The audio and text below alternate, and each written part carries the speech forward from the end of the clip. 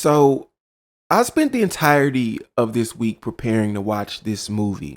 And going into this weekend, I had myself a list of worries that I had for the Joker sequel. One of them being that it shouldn't even really exist. I mean, the first Joker movie is pretty good as a standalone project, a small budget, a psych drama that goes down the dark hole of a man descending into madness. The first movie straight up overachieved, making $1 billion off of a $63 million budget. Not to mention also off of the back of one of the best performances of the last decade, Joaquin Phoenix as Arthur Fleck, aka the Joker. Part-time party clown, failing comedian, full-time menace. Now, in the first movie we watch as Arthur Fleck lets his demons consume him, and his mental illness, and how everyone stumps him down and kicks him while he's down, and we live in a society and all that corny shit. I don't know why I'm talking like this about this movie. I actually really like the first movie. At the end of the first Joker, we see as Arthur Fleck is triumphant. He had finally let the Joker fully consume him, and he was ready to take Gotham by storm. But in this second movie, if I could compare it to anything, it's like a really bad hangover. I mean, Arthur Fleck is 1,000,000% face to face with the consequences of his own actions in this second movie. And with that arises an issue that I want to highlight in this movie.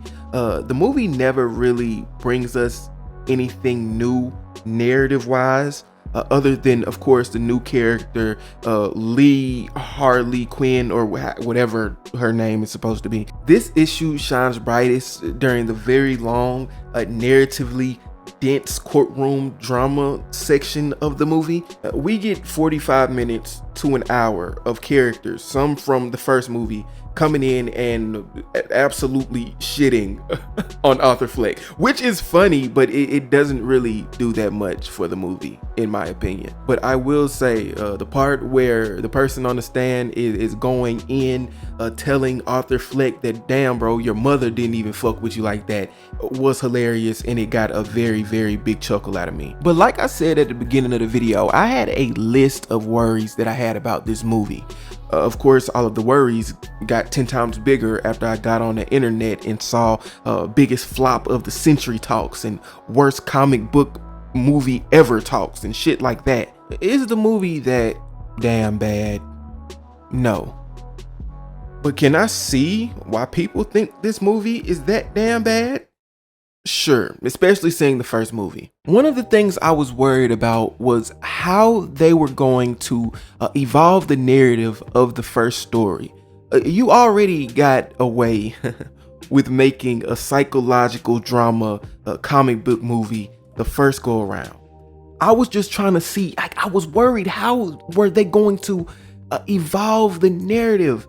And unfortunately, they don't do it at all in the second movie. Listen, I'm not gonna sit here and tell you guys that they made a narratively dense, backwards tracking, retconning ass movie on purpose. Because a lot of this movie, or a lot of elements in this movie, is good. Of course, Joaquin Phoenix kills it. I really like Lady Gaga's performance as Harley Quinn or whatever. But what I will say is that Todd Phillips doesn't appreciate the audience he's gained from the first Joker movie.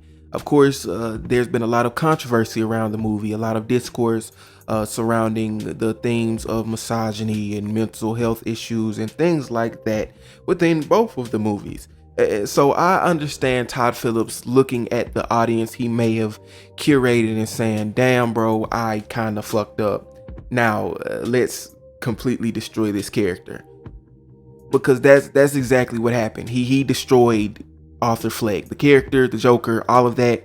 He completely destroyed it. All of the confidence that Arthur has at the end of the first movie is completely retconned, fucked over, X'd out. He's back to being timid, scared of his own shadow. And the Joker is pretty much just written off as a split personality disorder, a storyline that didn't really ever make sense, but was forced fed down our throats the entire movie. The simplification of Harley Quinn's character to a serial killer, fangirl manipulator, I don't know how to feel about it. I think Lady Gaga did amazing. I think that she can sing her ass off, and she carries most of the music in this movie.